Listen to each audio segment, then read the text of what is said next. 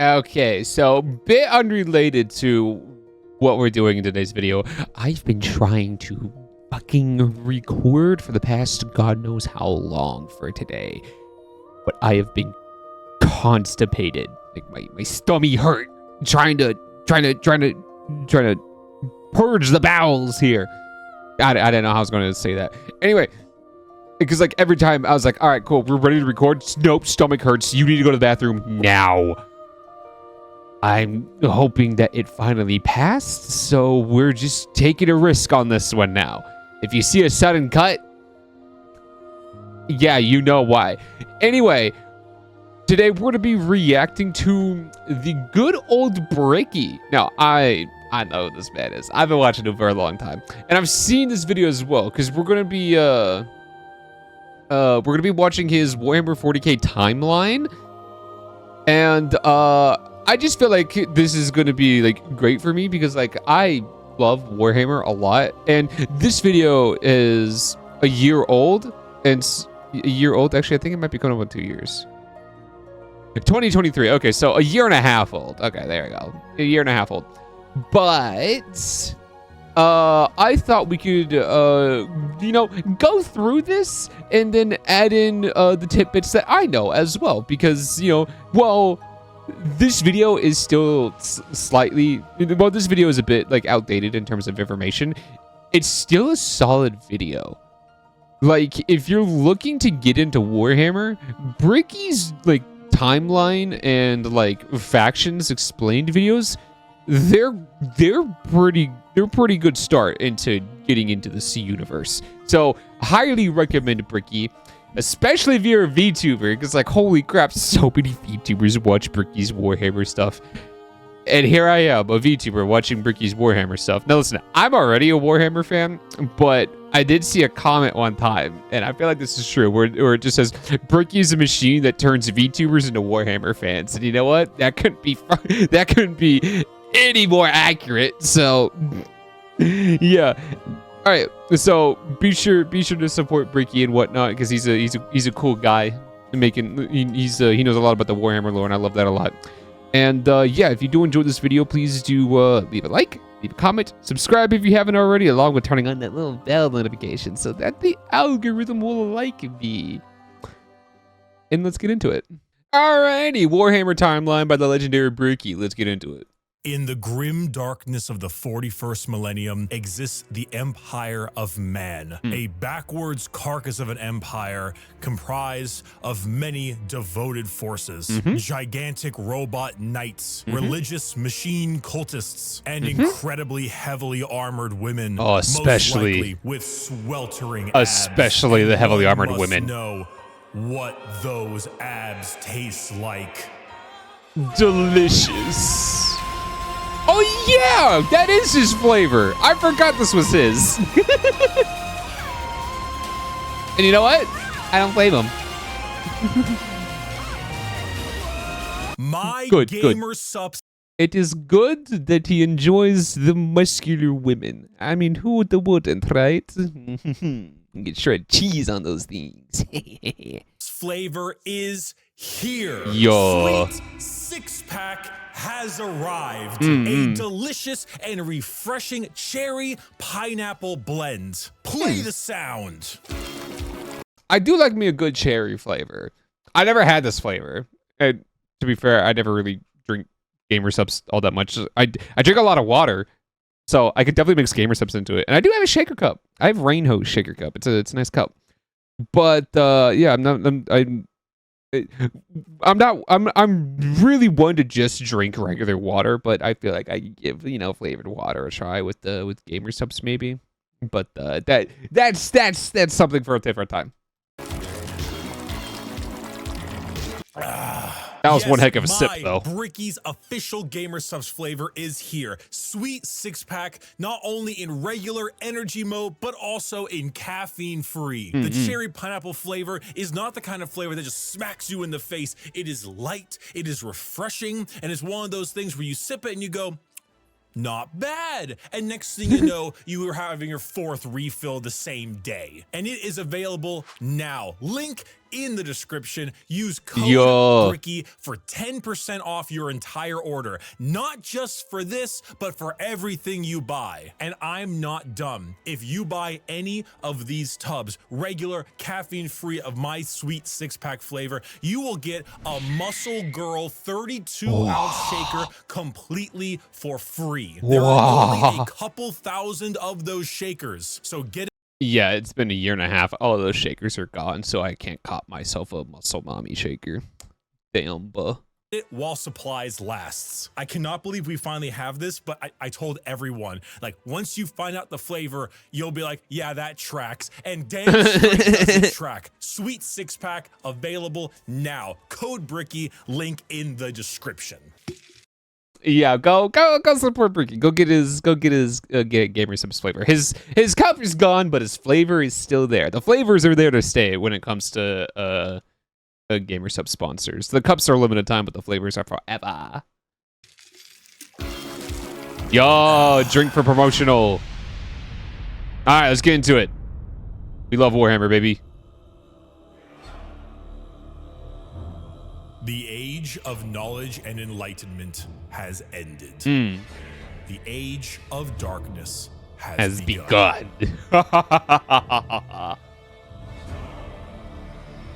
Roughly 60 million years ago, there existed aliens. What? You mean to tell me there were aliens before us humans? Disgusting. Even though actually I know who's here at the beginning. It's my favorite race. I'm having trouble picking my actual favorite. It's between Necrons and Custodes, the good old golden banana boys. Because like the Necrons, they got some interesting characters, like Trazen the Infinite and Imhotep the Stormlord. Dude, those two people, pretty cool. But then, like, you have the Custodes, the 10,000 bananas. And then they're just, like, the absolute pinnacle of what a human being can be. And it's incredibly overwhelming to a lot of its forces. Like when a battle... When a Custodes is deployed into battle, before he even reaches that battle, it's already stamped as a W. It's already stamped as a win. Like that's just how good they are. And these aliens lived short, painful lives. The They Necron belonged tier. to radiation-stricken worlds and often died of various cancers before the age of 30. These aliens... Yeah, so with what this was, the Necron tier originated from a planet that basically didn't have an ozone layer. And to make a long story short of what an ozone layer is, it's a thing that protects us from the sun's radiation. And the Necron tier didn't get that. So every single one of them has cancer. Like you're born cancer immediately. You get it. Making it past the age of 25 is nothing short of a miracle with how quickly you succumb to, the radiation of a star. Aliens, the Necron tier, looked up to the stars and found extreme beings of real power. Beings with the ability to create life. The old ones of the galaxy. They So the old one. Oh, actually, hold on. asked these old ones for help. Please cure us of our ailments. To which the old ones said, piss off. So the next... Yeah, okay, there you go. So, despite their shortcomings, they were actually able to get pretty far into their tech tree, and they unlocked space travel. How many lives passed before they were able to unlock space travel? An uncountable amount. I don't think we know an exact number, but it's if they can't make it past 25, it's an uncountable amount. Anyway, upon their traveling throughout space, they still found out that they were dying pretty early. They managed to get away from their radiated, stricken world, but they're still dying quickly. They're still incredibly fragile. And so, like what Bricky here said, they came across beings that were capable of creating life. and whatnot, called the Old Ones. And these guys are gods. That's the plainest way to put it. They're gods. And so if there was anybody that could cure them, it'd be gods. So they asked them, and the Old Ones were like, yeah, that's funny. No. And yeah, Bricky's going to tell you the result of that. Necron tier gathered together and did the sensible thing. They declared war upon these old beings and were promptly beaten into the dirt back to their short, painful lives. I don't know what they were thinking, because you got to take a step back and look at this, right? You got an incredibly fragile race that has cancer, like all that, where everybody has cancer, diseases, and is incredibly fragile and can easily succumb to a lot of things. And they thought they could wage war against gods that can create life and win. Yeah, I want to tell you who my money's on, and as much as I love these guys, it's not the Necron tier. World of Warhammer, there is a hell. This hell is not like you and I know it. It's more of an afterlife, a place where dead souls end up. This place has many names: the Empyrean, the Sea of Souls, the Immaterium, and the Ether. But mostly, we just call it the Warp. Good old Warp, baby. Because I mean, like, the best way to put it, this is how I explain what the Warp is to people. It's a place where your soul goes after you die. Like, when you die, that's where your soul ends up. Simplest explanation there is. While you and I know of hell as a place of horrors and punishment, the Warp isn't really that. Not in the beginning. It's energy, but the kind of energy formed from thought and soul. Psychic energy, where the dead souls of people end up in a place that is impossible to understand. No laws of reality exist. Like, time is merely a suggestion, and it is not something that can be braved easily. The Warp would be like sailing the ocean. There is a lot of time chicanery in the Warp, and, well, thought process. Yeah, no, there's a lot of time chicanery going on in the Warp. It's basically, you're better off. You know what? I don't want to get him ahead of myself here, because he's going to be talking about it in a minute. So we'll just let him go. In a pirate movie. To jump from your ship would be certain death. To stay in the sea for too long on your boat could drive a man mad. And there are many dangerous things lurking in those depths. Extremely dangerous. The sea is not evil. It simply is. Mostly. There are more malevolent beings. Hi, Khorne. Areas that you do not sail towards. This would be known as the realm of chaos. The realm, which is definitely not going to be a problem in the future. Trust me on that one. The realm of chaos exists in the Warp as a special area led by 3 chaos gods. Khorne, the god of combat, murder, and slaughter, with a pile of skulls taken in his name. Tzeentch was also surprisingly the god of truth. Khorne will never lie to you, like, straight up. If you choose to follow Khorne, he will not lie to you. He will tell you how it is completely, which I guess could lead into, like, you know, he's a war. You could say, like, he's a warrior. He likes a good battle, so, you know, he's probably a bit honorable when it comes to, like, you know, fighting and whatnot. And when it comes to spilling the blood, making the blood flow, as well as collecting skulls for the Skull Throne. You know, blood for the blood god, skulls for the Skull Throne. That's that guy, Khorne. God of change, mystery, and deceit. A confusing paradox of lies, schemes, and sorceries. And a guy who will actually lie to you. Tzeentch, correct me if I'm wrong in this one in the comments. Tzeentch knows everything, right? Like, I could have swore I heard, like, Tzeentch knows everything and actively lies to people who seek his knowledge of everything just because he finds it funny. I could be wrong about that. But I like to think that because that is hilarious.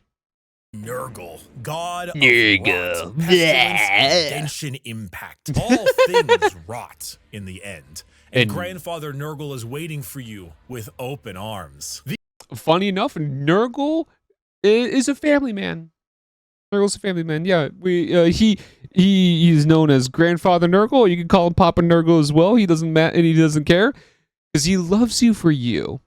He loves you for you. Please do not change because he will love you as is, regardless of what you are, what you look like, and what disease you might be carrying, because he probably gave that to you. It's also speculated that he's probably the reason for the Black Plague, but that's another conversation. These gods ruled their respective realm in the warp, sending their many followers against each other in the great game to be the most powerful of all the gods. So the warp exists. Hell is real, parallel to our galaxy, with the realm of chaos and its gods fighting That's a cool for control. drawing of Khorne. There are also gods of real space, gods of the normal Plenty of world gods too. other than just the They're chaos called ones. Catan, and they eat stars. You think? Oh my god, we love the Catan, baby. I'm still upset that we don't have a book about the war in heaven, because despite it being 60 million years ago of that war happening, it's still an important war. Like, it results in a lot of things that it results in some things that we still deal with in modern day Warhammer. So please, GW, I beg you, give us some more lore on the war in heaven. Please, thank you, all right?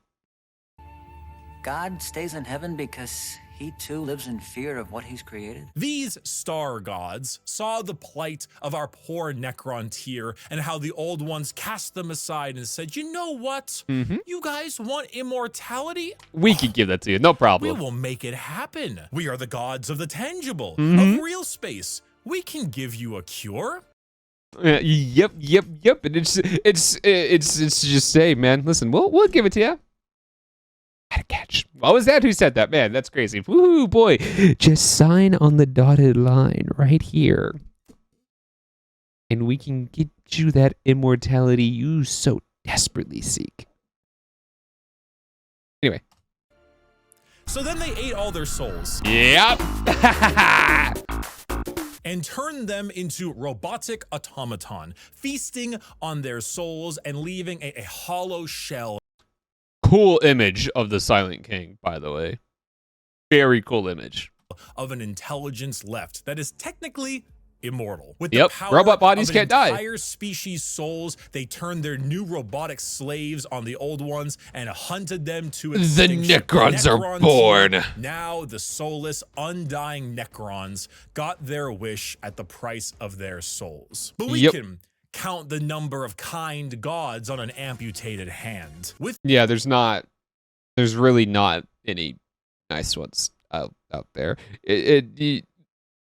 Be careful who you pray to in the Warhammer universe. That is all I'm gonna say. Be careful who you pray to. Time, the selfish star gods turned on each other, fighting one another for more chances at glory and power. With this, the leader of the Necrons, Zarek, the Silent King, the man who doomed his species when he accepted this deal, waited, planned, bide his time until he seized the perfect moment and turned his legions of undead citizens against the star gods. Gods cannot be killed, but they can be broken. So Zarek broke the star gods into thousands of pieces and locked them away in vaults, taking their free will away as they did to them, and sealed them away as basically Pokemon to be used as weapons in the future.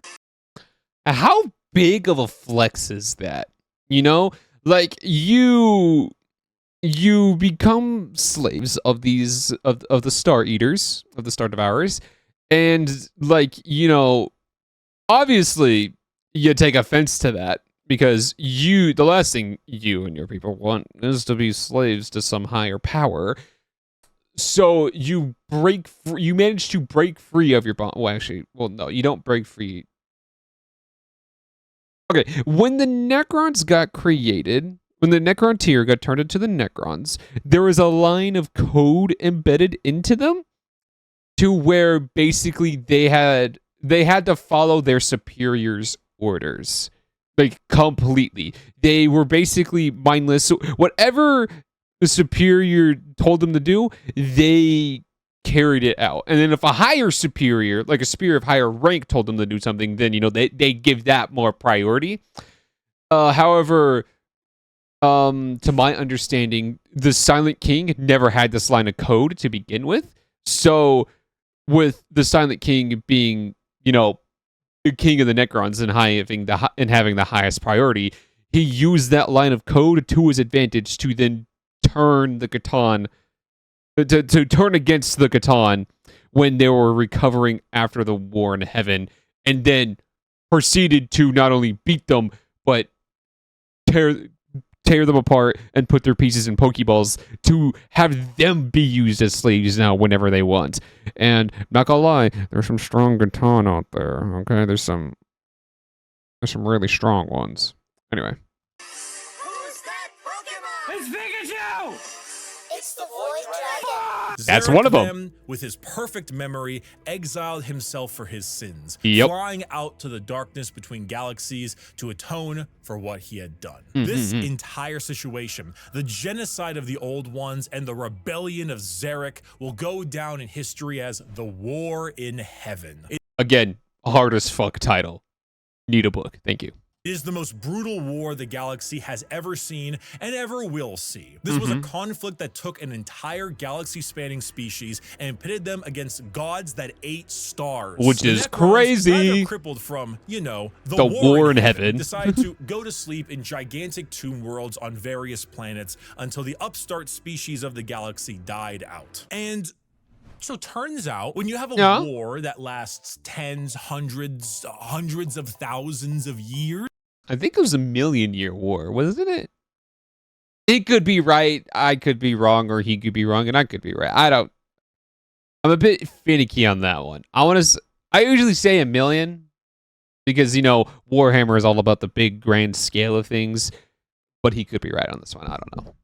and involves the genociding of multiple species, the old ones of the galaxy, and the consumption of souls from an entire race. The warp gets a little wacky. If you had a kiddie pool and it was nice and calm, Khorne is over there splashing about, so you don't really go in that direction. Nurgle has explosive diarrhea, so you don't really go in that direction either. But you can. And then Tzeentch is heavily trying to convince you to do a cannonball inside the kiddie pool because it is definitely deep enough for you to be okay. Still kind of get in the pool. The pool's still fine. Turns out when you add a couple trillion souls to that kiddie pool, it'll make the waves a little more turbulent. Just a little bit. A lot of them like to pick a side, Nurgle, Tzeentch, or Khorne. So the once calmer warp, the once relaxing kiddie pool has now been bloated. A million years of war will certainly make Khorne, god of murder and slaughter, more powerful. A million years of war will probably make Tzeentch, god of deception and change, a little more powerful. And a million years of war will make Nurgle, god of decay, just the tiniest bit more powerful. Now, it's fine. They definitely didn't get a very big Zenkai boost from that. Don't worry about it. Don't worry about it. Yeah. entering that kiddie pool is no longer fun, it's dangerous. Yeah. The warp is now a problem. Hell is resembling the warp is closer fine. to what we imagined it originally. The Sea of Souls and the Realm of The Chaos warp is are now fine. It's intertwined. okay. So who else to brave the galaxy than a species that won't need to deal with that? Gross.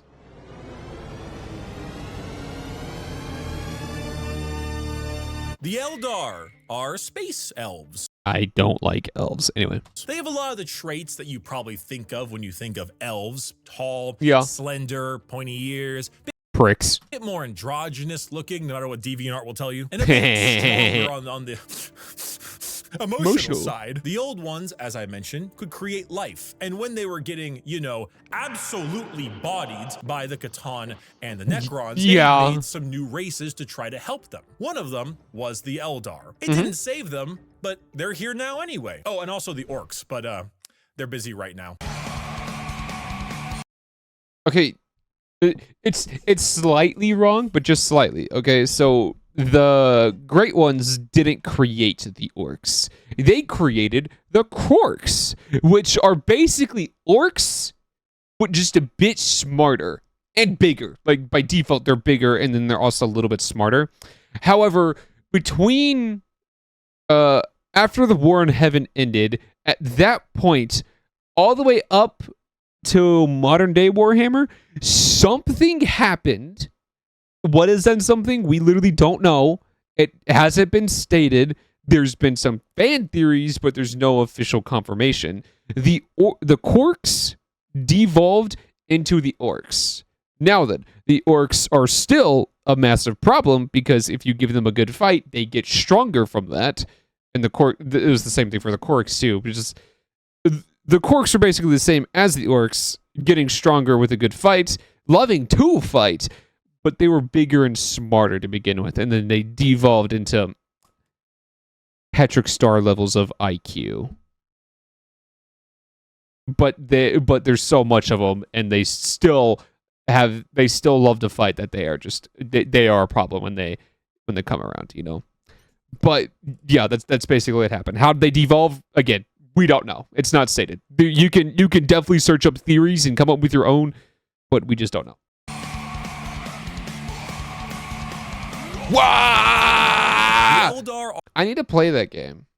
It's like Castle Crashers, but with Warhammer orcs.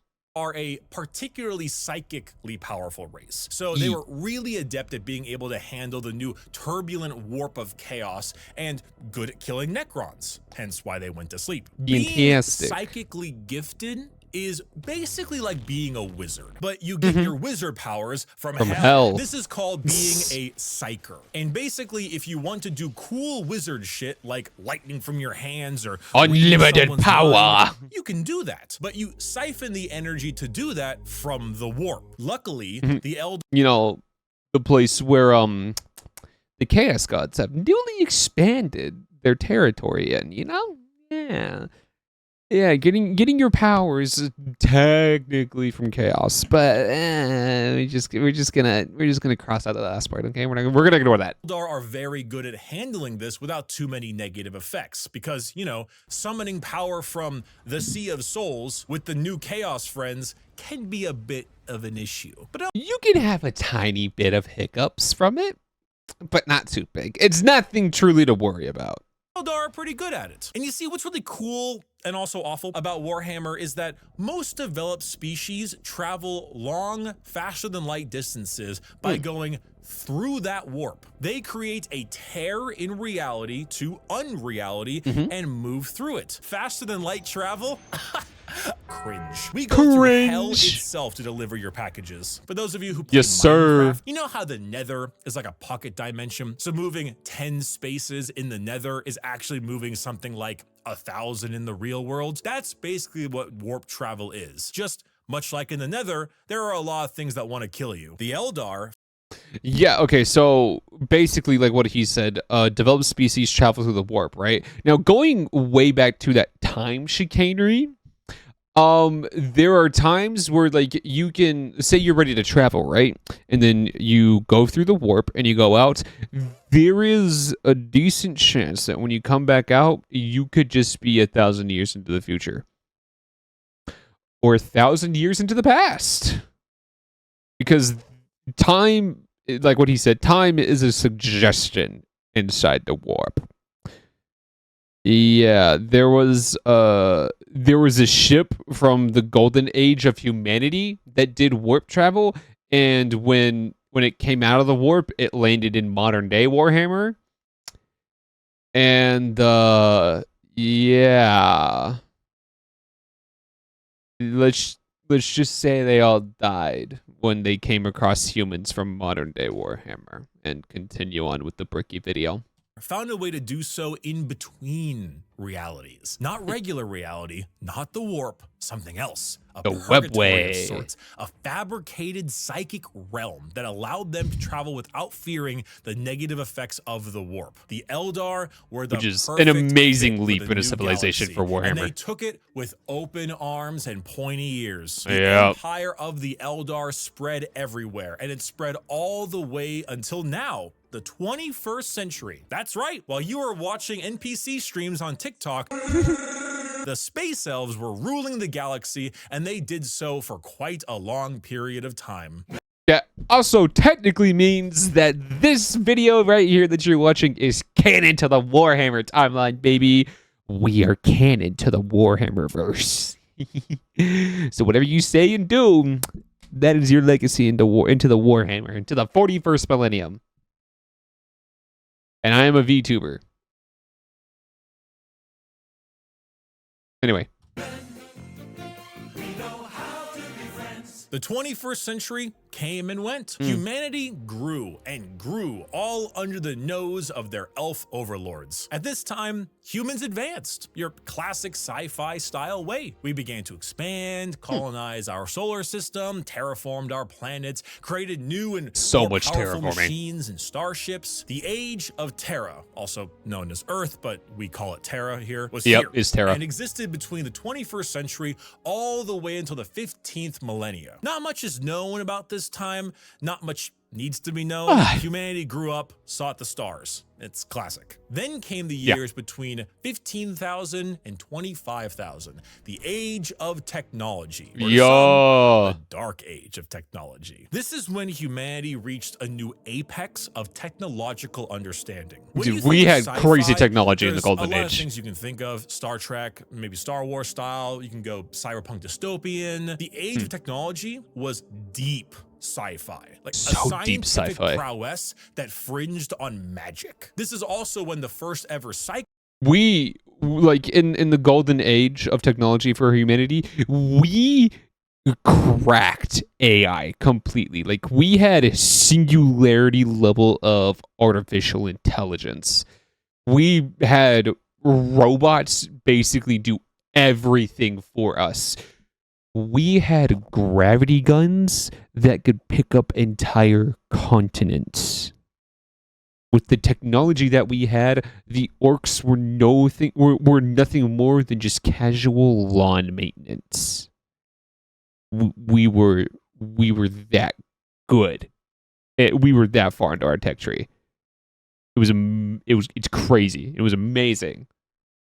Strikers began showing up in humanity. Individuals with the genetic mutation to be able to access the warp, and then because of that, travel through it. Humanity was no longer constricted to their early ways of travel. With warp travel, baby. They could go anywhere in the galaxy. Anywhere we They want. equipped ships with gigantic AI machines, with everything you would ever need to know about mankind, and sent them out on colony ships to expand their influence across the galaxy. And this was truly the golden age of humanity. And with every golden age, there was a fall.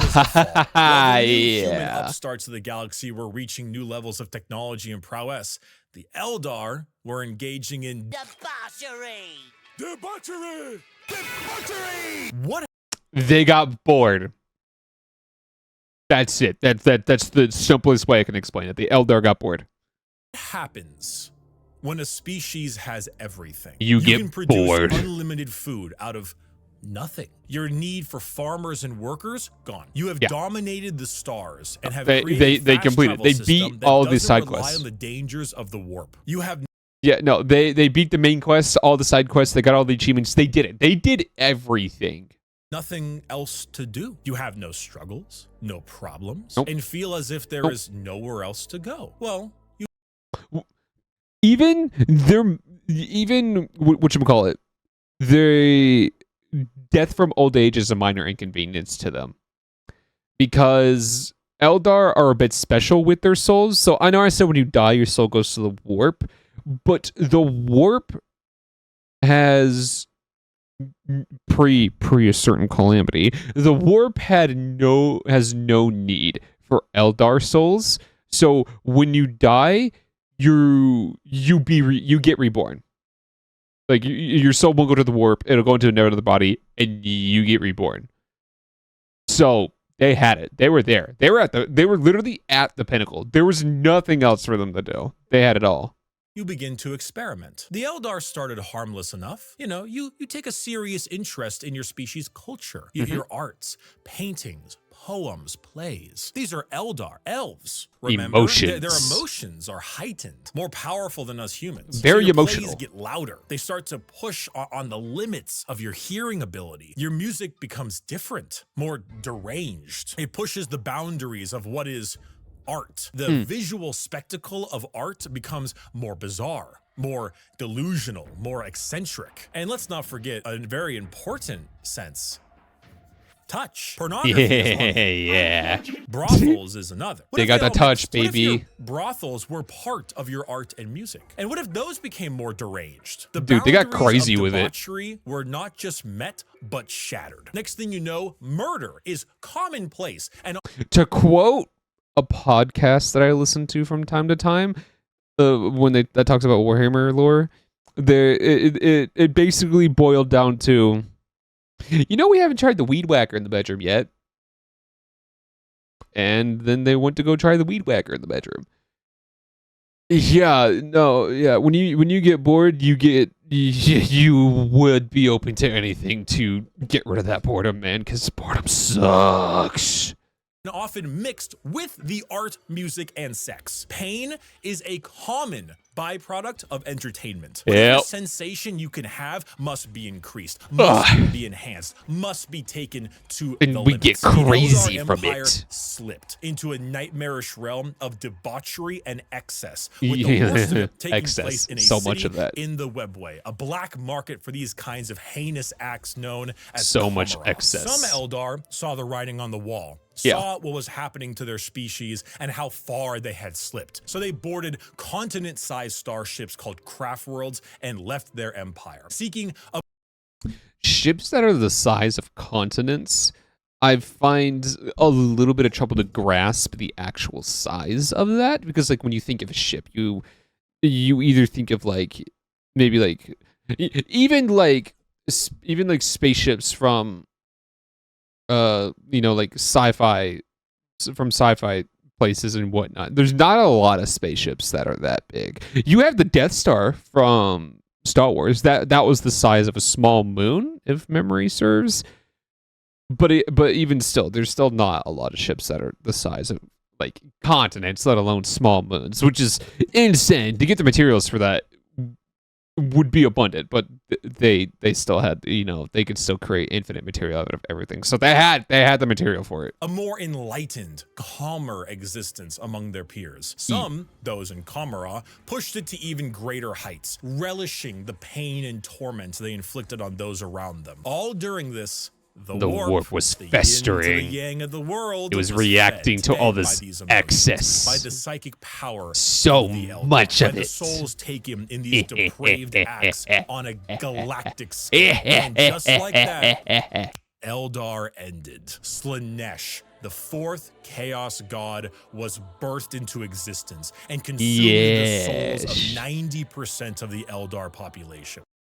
When I watched this video for the first time, when he was at the beginning explaining the chaos and there's 3 chaos gods at the start, I was thinking to myself, where's the 4th one? I know there was 4. Where's the 4th one? And then we got to this part explaining the story, and I'm like, oh, I didn't know Slanesh didn't exist before, and then she was later than birthed into existence from what they were doing, which is crazy. Imagine doing so much of something that it just creates a new chaos god, which gets me thinking, can other big chaos gods like be born from things? I wouldn't say so much of one thing, because like Slanesh kind of falls into that category of everything, because she is excess. Everything excess, that's her shtick, baby. I feel like even murder, like excess of killing and whatnot. Yeah, sure, Khorne would like that, but then there's Slanesh too, because you're doing so much of it. So Those that fled were spared the worst of it, and Oh, and it's still crazy though how like when she came in swinging pretty hard when she birthed, because just 9 in 10 Eldar just dead on the spot immediately. Whew, man, that's no good. Those in the Webway and Kamara were able to stave off the pull of Slaanesh so long as they continued to commit horrid acts of torture and violence. But for the majority of the Eldar, their empire died with Slaanesh's birth. The new fourth Chaos God. I am yawning so much. Thirsts, the god of unspeakable excess of pleasure, pain, hedonism, and perfection. And horny. I know he said pleasure, but still. Just saying horny is funnier. Had been born. With the fall of the Eldar Empire came the ruin of humanity. Slaanesh's birth sent storms in the warp across the galaxy, making travel between star systems. Yeah, warp travel was just cut off temporarily. A huge classic AI rebellion is a staple in these sci-fi settings. Yeah, the AI rebellion, I wouldn't say it was quite sudden, but we don't know how the AI rebellion came about. It's not stated. There are some theories. One of the theories is that, Slaanesh's birth probably messed up with that. But another theory is that the humans treated him like crap. Because this is singularity level AI. These are these are robots that can think just like humans can and have emotions as well. And my personal theory is that they looked at this and went, we do everything for you guys. We are in charge of your most powerful weapons. You guys have weapons that snuff out stars and terraforming technology that can terraform any planet to be like Earth, Terra. Why are we working for you guys again? And then they just rebelled. That's my personal opinion, but it could definitely also be because of Slaanesh's birth as well. That's another likely one. Humanity began to suffer the age of strife. Now, planets that relied on intergalactic travel were completely cut off. Long-range messages normally sent through the warp were snuffed out. If you were a planet that was great at mining stuff but couldn't get food, well, you know that movie about the rugby players in the mountains? Oh, because of these insane warp storms and fluctuations, psychers began to appear among the human population a bit more often. Now, this initially had them hunted down as witches, because that's pretty common in this setting. But because this is when psychers become more common. But when they first started appearing back during the Golden Age, like what he said, I wonder how they were treated at that point. Because one can... Oh, shoot. I dropped a lot of crap here. Because one can only imagine, right? Did they mess up and their warp powers get out of control? Because, if you lose control of your warp powers, bad things happen for not only you, but the people around you as well. So I wonder how it was before Slaanesh's birth. Some deemed it right to protect them. Unfortunately for those people, psychers, because they open a gateway to the warp, don't really know how to use their powers well, and they kind of attract demons, who then force their way through the psyker as a conduit of sorts and begin to slaughter the population of your planet. The age of strife was a catastrophic period of time for humanity and set back their progress tenfold over the not 1, not 2, but 5,000-year period. During this time... Yeah, no, all Golden Age technology, most if not all Golden Age technology, completely lost, gone. It's out of there. And also because of the AI rebellion, AI in and of itself completely outlawed. Not allowed anymore. They're not going to go through that because that AI rebellion almost snuffed them out of existence completely. Humanity almost went extinct from that AI rebellion. So everybody was just like, all right, we're never going to touch this again. While trying to get through this age of strife, which was bad, really, really bad. The age of humanity that we know began to form. Worlds equipped with large mechs for agriculture began to equip them with weapons to defend Such cool from mechs, by alien the and way. demonic invaders. Over 5,000 years, this became a custom and tradition. Pretty cool dubbing god them engines. as Knight Worlds, a feudal society of honor-bound knights in gigantic robots that uphold the chivalric code to defend their worlds and honor. A group of individuals on Mars, after radioactively bombing their planet to become inhospitable to human life, ran their entire lives underground on the few life support systems keeping them alive. Also, they might be receiving some dreams from the core of Mars from a certain piece of a void dragon, maybe possibly, but we're just not gonna look at that. What was I talking about anyway? Hey, look, Bricky video. Those technicians who could work on the machines and keep them operational were Tech revered, priests. and over 5,000 years went from skilled members of society to full-blown priests. The cult Mechanicus, or tech priests of Mars, formed in the ashes of the Red Planet with a religious fervor and doctrine on the cult of the machine god. Hell, the Omnissiah. And on Earth, or Terra, techno-barbarian tribes waged war across the planet in a Mad Max style of blood and gore, until finally, a mysterious man who lived in the shadows of Terra for millennia finally revealed Biggie, himself there's to my the man. world. His name was the Emperor. He deemed I himself like to call him the Biggie. It's Emperor of mankind. Where did he come from? I don't know. Why is he 10 feet tall and the most powerful psyker of all of mankind? Also has a halo and a sword that's permanently cladded in flame. I don't know. Why is he basically immortal? I don't know. I don't know. Where'd Cotton Eye Joe go? Who I knows? have But he's no here, idea. And he isn't happy with all of you ripping up Terra. So he began the unification. And he also doesn't like you worshiping him as a god. He will kill you if you do that. He is violently atheist. But again, not really doing a good job at denying the I'm not a god, at denying the I'm a god allegations.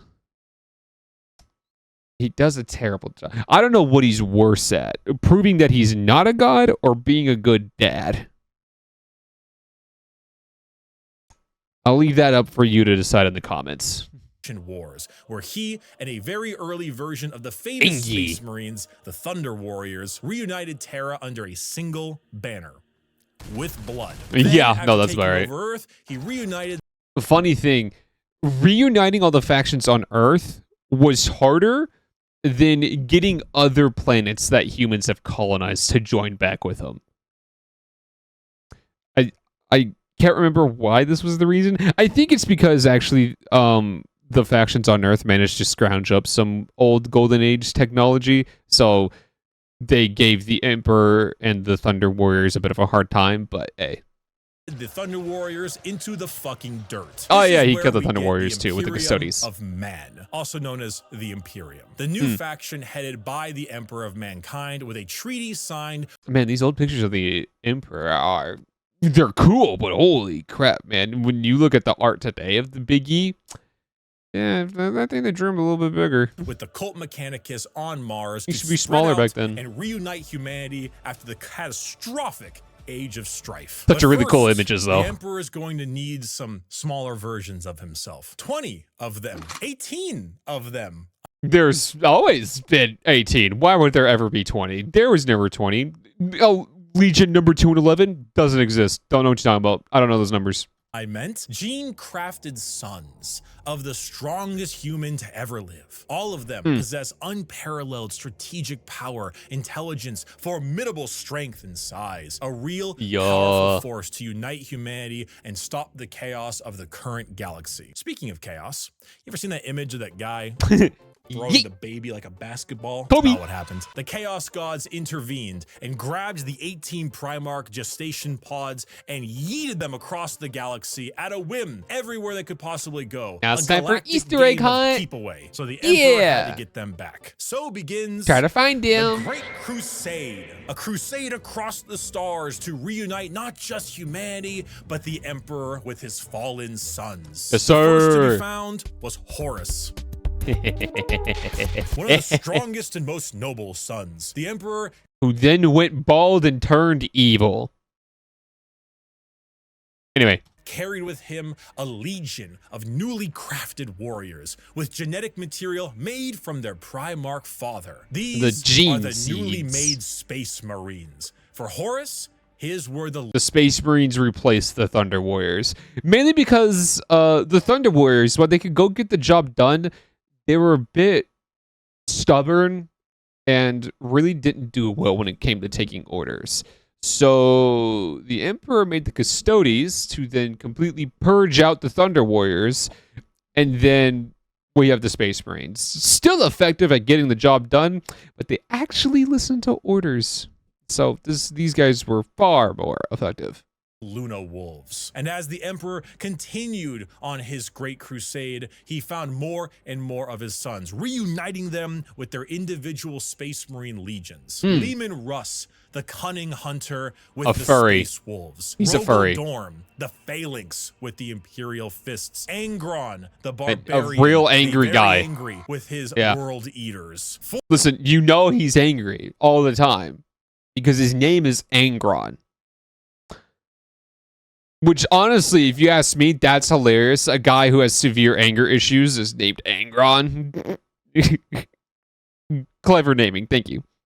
Fulgrim, the perfect, with his Emperor's children. And Jagatai Also a snake. A sneaky snake. Khan, the swift, the stoic, and his white scars. Those were just some of the 18, and one by I feel like Jagatai Khan, if he knew about Sonic, he'd probably have him as his, he'd probably have Sonic as a mascot for the sole purpose of Sonic likes to go fast and Jagatai Khan likes to go fast. So I'd feel like it'd just be a match made in heaven there. one, his lost Primarch sons were returned to Vulcan! him, and their Space Robo Marine Girly legions Man! returned to Peter them. Turbo! The Great Crusade saw humanity once again reconquer the stars, returning worlds of humanity back to the Imperium and killing any and all who stood against their noble Lorgar! crusade. But in the year Okay, this is actually funny. This guy, hold and on. killing Let's get back to any his and face. all who stood against their noble crusade. All right, right here. This guy, right here. His name is Lorgar, okay? All right, I just want you to keep that in mind, okay? He's the one who essentially planted the seeds to worship the Emperor as a god, okay? That he's the one who started that religion. And, you know, he basically made the equivalent of a Bible for that. And I like how you can hear the word lore in his name. And get this, okay? Not only is he Lorgar, but he's also known as the Word Bearer. The guy that worships Big E and turned an entire planet to something, to an equivalent of a Jerusalem, and also like made a Bible, is known as the Word Bearer. Hilarious. I love that. But in the years of the 31st millennia, treachery would break this all apart. Yep. Horus Heresy. Horus, the Emperor's most beloved and favored sons, named He went bald. War Master for the Crusade, succumbed to the power of Yeah, look at that chaos face. and daddy issues. All because Very big daddy issues. of that bastard Erebus. Yo, fuck Erebus. Yeah, no, yeah. So to give a bit more detail on that, Horus got deemed War Master by the Emperor. So he was completely in charge of the Great Crusade to go unite all the planets back together, right? However, Horus was in a battle, and as a result, this guy named Erebus, he was basically like, okay, he basically went to Horus's legion and was like, okay, look, your dad is dying. So we have two paths we can take here. Path number one, we let him die, okay? Now, his legion, they love Horus a lot. They love him so very much. They'd rather not take that, so they're going to take path number two. And path number two is they let Erebus take the wounded horse into this rickety old shack into the woods to then revive him. So they go with that option. And they didn't know, they didn't notice the sign above the door to that rickety old shack. That may, with an old long dead language, that may or may not say First Church of Chaos. So the good news, he's back. He's alive. He's not dead. Great. The bad news, he is now under the control of all 4 of the Chaos Gods. Yeah, so there's definitely that. That's not fantastic, and he's going to tell you the result of all this. Slowly, Horus would become corrupted, turning the Emperor's sons against him. This begins the most pivotal moment in our story, and the one that has like 50 books written about it. Yeah, 50 plus books. Heresy. 9 of the 18 Primarchs turned against the Emperor, and the following years were a bloody battle for the throne of Terra. The Emperor was a crazy originally was working on a special webway project, just like the Eldar, to make faster-than-light travel significantly easier and safer. Really improve humanity to allow them to conquer the stars without the risk of the warp. Well, this big red idiot named Magnus kind of blew a hole into that, literally and figuratively. So he's right. He's not wrong about that. He's right. So again, more detail. Here we go. What happened was, why did I forget his name? No, his name's not Erebus. Magnus. That's what it. So Magnus, he discovered that Horus went traitor, right? So what's the first thing he does? He immediately makes preparations to go tell his dad, Big E, okay? Which is, great if, if somebody like a Primarch has turned traitor, that's something Big E needs to know about that immediately, okay? So instead of taking a ship and flying over there, he decides to send him a psychic message. And upon trying to, there was this barrier that was blocking him from reaching Big E. So he kept increasing his psychic power to try to break through the barrier. And so he kept increasing it more and more and more until finally the barrier gave way. And all that power completely spilled into the room that Big E was in. And it completely messed up the golden throne that Big E was building, which what Bricky said, the golden throne is going to be humanity's own personal webway, so they wouldn't have to travel through the warp for longer, faster than light travel. But yeah, Magnus basically did the equivalent of breaking down half your house to tell you that the neighbor next door wants to kill you. I'll flash the meme up because there's a meme that perfectly explains this. I'll flash that up. But yeah, Magnus did a really big whoopsie. Especially since he was also told to not use his psychic powers. Why? That's a whole other different story. We'd be going on a very long tangent. But yeah, so he's kind of the reason that, well, he's about to explain it. Big E over there is stuck on a gigantic golden throne, holding back the oncoming rush of demons and powering the Astronomicon. Yeah, okay, so like what he said. The result of Magnus doing that little fucky wookie, basically now Big E is stuck on a chair. He cannot get up or demons are going to spill through from the Holy Palace on Terra, which is bad. Basically a big North Star for people who are sailing in the warp to help. Oh yeah, and now it's also like what he said. It now serves as a lighthouse to make warp travel just a little bit easier because you can use it to pinpoint where you're at in the galaxy. Them navigate. The Horus Heresy saw many loyalist and traitor legions pitted against each other in a bloody war until it reached Terra itself. Horus. And even more technology was lost. Like we had some pretty bussin'. Like the Emperor along with humanity, made some progress down the tech tree. Again, they're starting to like get back up there, but they lost pretty much almost all of it again back in the Horus Heresy. Very sad times. Unable to break through the lines and with time running out, made a gambit and opened his ship up to be boarded. The Emperor took this challenge, quickly allowing someone else to take control of the throne as he teleported. That someone else is Malkador. And he is this old, frail-looking man. Here's a picture. I'll flash it up. But he is the Emperor's best friend. And I genuinely mean that. That's not a meme. He is Big E's best friend and right-hand man. He is able to... He's capable of actually debating and keeping up with Big E at times.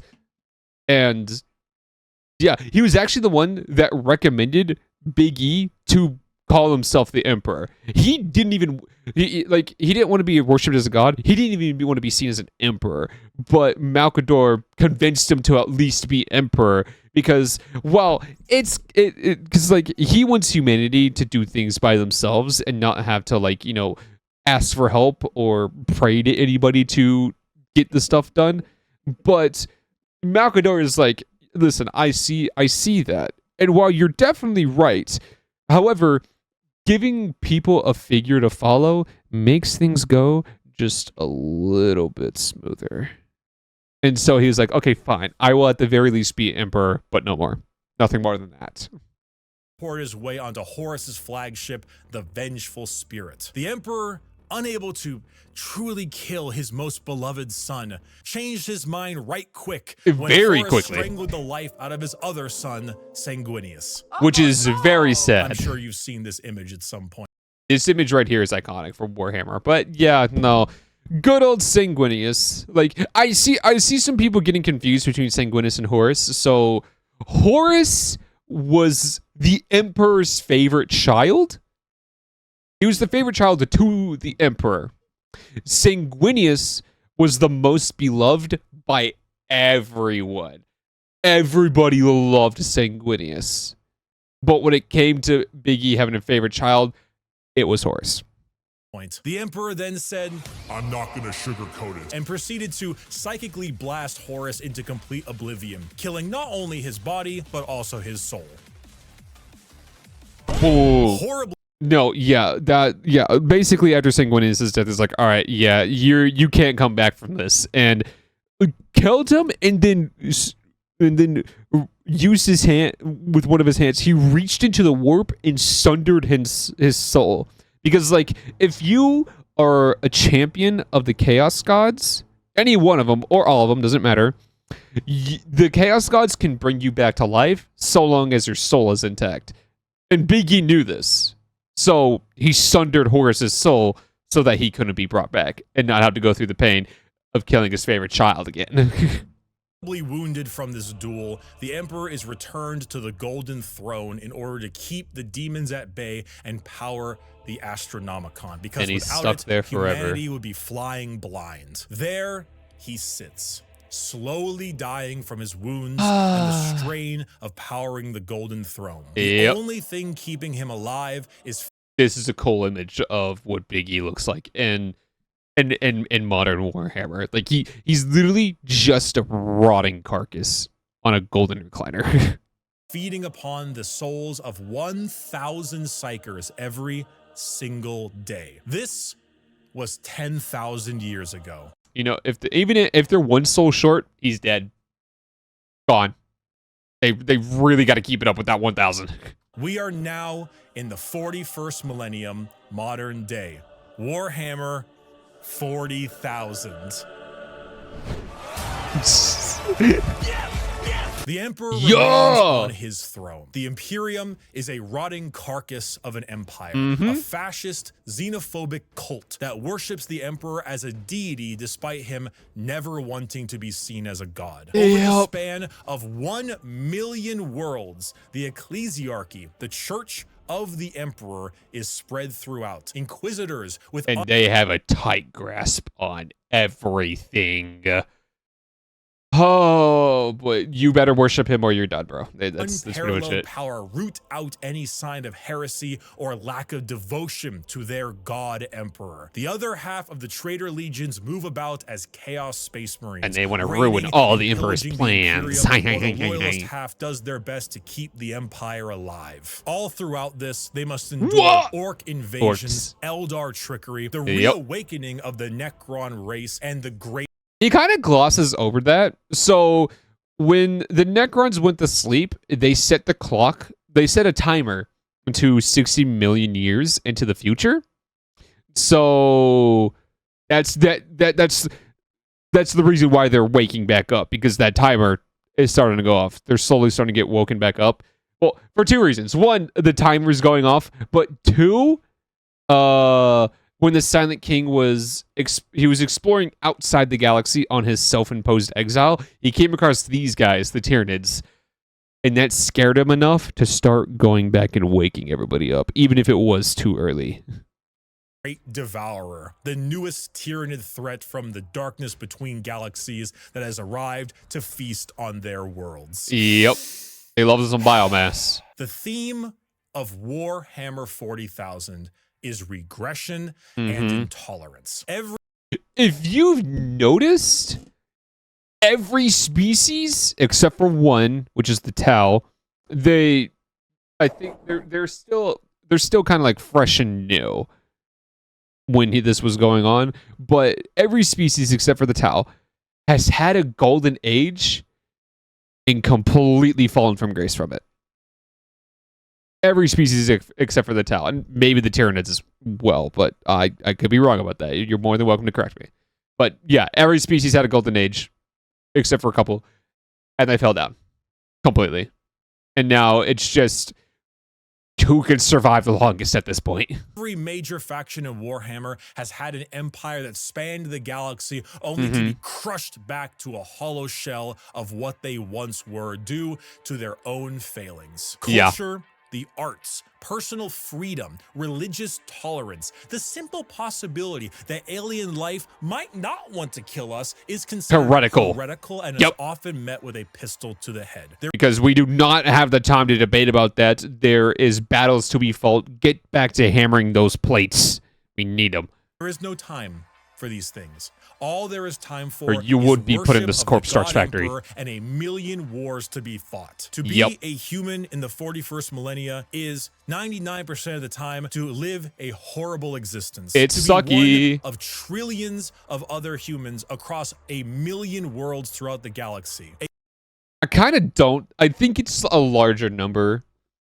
Because, like, if you know how big the galaxy is, it's definitely more than a million worlds, and it's definitely more than trillions. It's uncountable numbers, most definitely. Like that's the only way for me. I like to think it's far more than those numbers. A galaxy where AI is outlawed, so humans are repurposed and lobotomized to become slaves. A place where lack of devotion is met with death. I miss Inquisitor. If you even have devotion, there is a good chance the threats to the galaxy, chaos, and aliens will kill you anyway. Warhammer is a world where you revel in being bad. Everybody's the bad guy. There are antagonists, but every faction is some shade of evil. Because playing the bad guys is always more fun. And my friend, you have a selection. You got a wide variety of flavors, baby. There is no shortage of bad guy.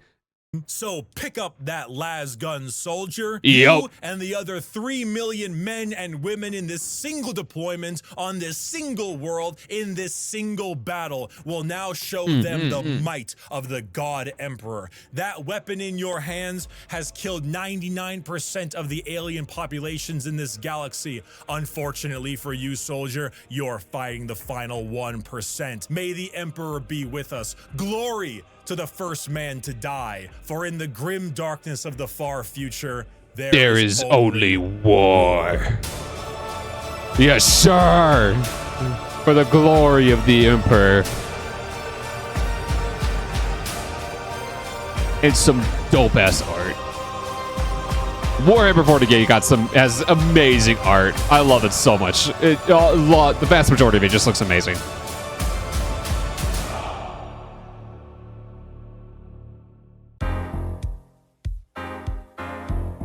Thank you, everyone. I hope I have helped teach you about Warhammer. If you yes, are you a have, brand Sir new Bricky. person and you want to get a bit more about the world, there are multiple books that do a great So job many at books. showing off how the entire universe operates. For the most part, Warhammer is a setting, and often stories are told in that setting with a Warhammer coat of paint. Gaunt's Ghosts is Band of Brothers, but Warhammer. It's honestly one of my #1 recommendations for new people. Assassinorum Kingmaker is an assassin novel involving those night worlds. This is Mission Impossible, but The Assassins of the Imperium are actually really, really cool. Like, this lady right here is an actual shapeshifter. She can change into almost anything just to get the kill. Warhammer. Bloodlines is Blade Runner, but Warhammer. And the list goes on and on. If I had to recommend a brand new novel for a first-time Warhammer enjoyer, these are the 4 I would recommend. Horus Rising, Caiaphas Cain, First and Only Gaunt's Ghost, and Infinite and the Divine. Me, personally, I would do the Infinite and the Divine first. For this sole reason. It is a standalone book. It's just one book, and it contains the entire story of what this is trying to tell. All these others are a series. It's stuff like Horus Rising, that's part of the Horus Heresy, which is a 50+ book series, which can be very overwhelming to your average person. So I highly just recommend Infinite and the Divine, because you can read this book with words. You can read this book knowing nothing of any of the Warhammer lore. It makes references to things, but is not needed for the overall plot. The references is just to show if you're already into the lore. It just shows you how much time has passed with what it references. So Infinite and Divine, highly recommend that as first book. It's a standalone book. It's not a series. It's a one and done deal. It's a great read. I have it on my desk. It's right here. Good read. They are all fantastic novels, and they will get you acquainted with the world without needing to know too much. Thank you all so much for watching this video. Get yourself a Gamer Subs flavor. Yo. Enjoy the new sweet 6-pack. And if you're curious and you want, just a little Lord, you can find him in the description as well on my merchandise store, orchid8.com. Thank you for watching, and may the God Emperor be with us. And thank you, Bricky, for giving us such amazing Warhammer content. Alrighty, so that has been Bricky giving us the timeline of events in the wonderful world that is Warhammer. And yeah, again, if you're wanting to dive into the lore, Infinite and the Divine, can't recommend that enough. Good book. It's about my favorite Necron, Trajan the Infinite. Love that man. He likes to steal things and put it in a museum for himself. Anywho, I hope that I was able to, shed some light onto any new Warhammer people. But at the same time, go watch Bricky. The link is in the description and all that other good stuff. Go watch that video, leave a like, give a sub to him as well if you haven't. And he's got plenty of other Warhammer videos on here. In fact, I think he might have actually did an update on either the timeline of things or hold on, let me look. No, he did an update on the Warhammer factions. Okay, so he did an update on Warhammer factions because a couple more came into the mix, and we got more lore on the factions now. So he'd had to do an update on that. But if you did enjoy this video, again, please do leave a like, leave a sub, and click that bell notification, and then leave a comment. And I will see you guys on the next video. Okay? Bye-bye.